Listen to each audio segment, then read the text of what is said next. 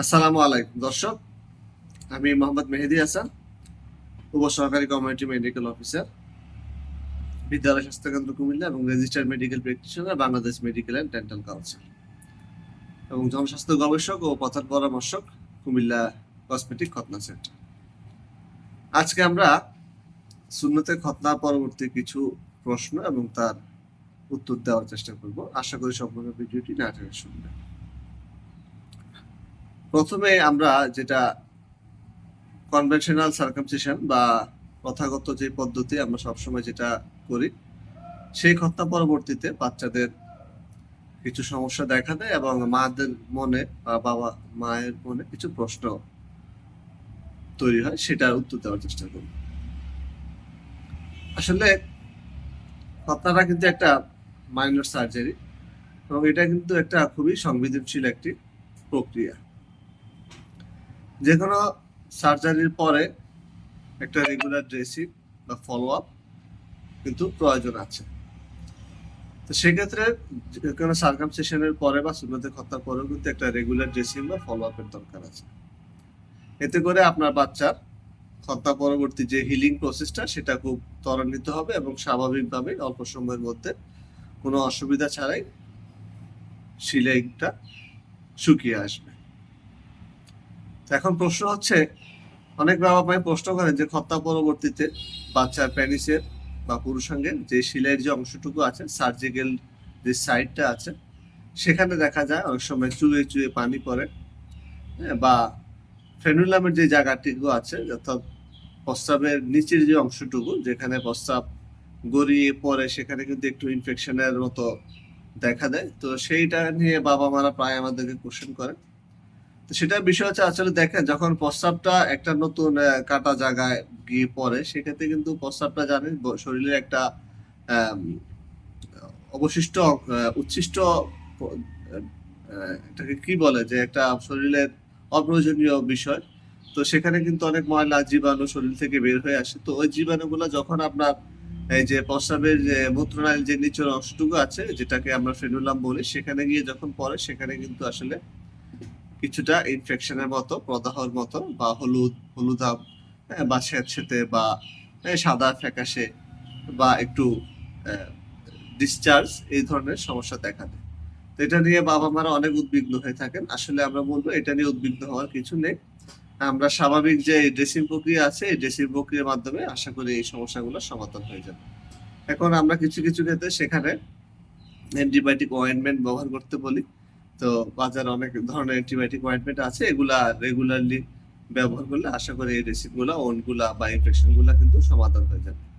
তো এই ওন্ডগুলা সমাধান হওয়ার পরবর্তীতে কিন্তু কিছুটা ফুলা ভাব থাকতে পারে পেনিসের। হ্যাঁ, তো যেহেতু যে কোনো অপারেশনের পরেই কিন্তু এই ধরনের ফুলা ভাব হয়ে থাকে, এটা একটা স্বাভাবিক প্রক্রিয়া। তো এই ফুলা ভাব নিয়ে আপনারা কোনো দুশ্চিন্তা বা কোনো টেনশন করবেন না। এটা বডির যে স্বাভাবিক হিলিং প্রক্রিয়া আছে সেই প্রক্রিয়াতে কিন্তু এটা আস্তে আস্তে স্বাভাবিক হয়ে আসবে। যে ক্ষেত্রে স্বাভাবিক হবে না সেটা হচ্ছে, আপনাদের যখন আমরা মুসলমানে যখন করি সেখানে কিন্তু নিচের অংশটুকু এবং উপরের অংশটুকু আমরা একসাথে জুড়ে দিই। তো সেখানে দেখা যায় যে সিলাইগুলো বা স্টিচগুলো দিয়ে আমরা কিন্তু একদম বর্ডারের, হ্যাঁ ঠিক একদম বর্ডার বরাবর আমরা স্টিচগুলো দিয়ে থাকি। তো সেই ক্ষেত্রে যদি আপনার স্টিচগুলো যদি একদম বেশি ভিতরে, উপর চামড়ার বেশি ভিতরে এবং নিচের চামড়ার বেশি ভিতরে হয়ে থাকে, সেক্ষেত্রে কিন্তু স্কিনটা এভাবে ফুলে থাকে, এখানে স্কিন বাঞ্চ তৈরি হয়।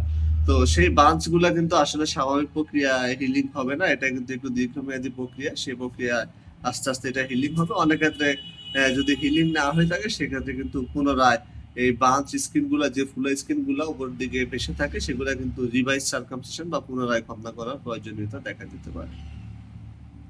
সুতরাং আপনারা কসমেটিক স্টিচ গুলা বা কসমেটিক সার্জারি গুলো অবশ্যই এক্সপার্ট দিয়ে, ভালো চিকিৎসক দিয়ে বা যারা ভালো মেডিকেল প্র্যাকটিশনার প্রফেশনাল আছেন, যারা সবসময় এই বিষয়গুলা ন্যূনতম জ্ঞান রাখেন, তাদের শরণাপন্ন হবেন এবং তাদের মাধ্যমে সুন্নতের ঘটনাগুলো সমাধান করবেন। আশা করি আপনি একটি স্ট্যান্ডার্ড এবং একটি ক্লাসিক্যাল বা সুন্নতের ঘটনা আপনি কিন্তু বাচ্চার জন্য বা আপনার পেশেন্টের জন্য এনশিওর করতে পারবেন।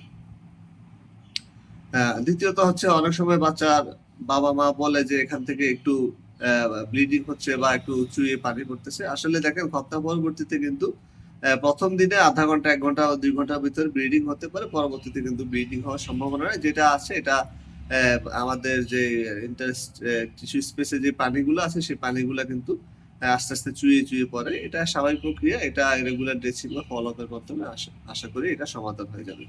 হ্যাঁ, অনেক বাবা-মা কিন্তু খতনা পরবর্তীতে দেখা যায় যে কিন্তু ওই খতনার অংশটুকুতে বা সার্জিক্যাল ওই যে সাইডটা ওখানে কিন্তু আপনার এই যে চুন বা পান বা বড়ই কাটা, খেজুর কাটা, হ্যাঁ? বা এই ধরনের পোড়া গামছা পোড়া বা এই ধরনের জামা কাপড় পোড়া এগুলা ব্যবহার করেন। আসলে এগুলো একদমই নিষিদ্ধ। এগুলো আপনারা ব্যবহার করবেন না। এতে করে কিন্তু আপনার অ্যা অ্যাপেন্ডিক্সের কিন্তু মারাত্মক প্রদাহ বা সংক্রমণ দেখা দিতে পারে এবং সেটা কিন্তু যেকোনো পর্যায়ে যেকোনো সময় কিন্তু জটিল পরিস্থিতি বা খারাপ অবস্থার দিকে যেতে পারে।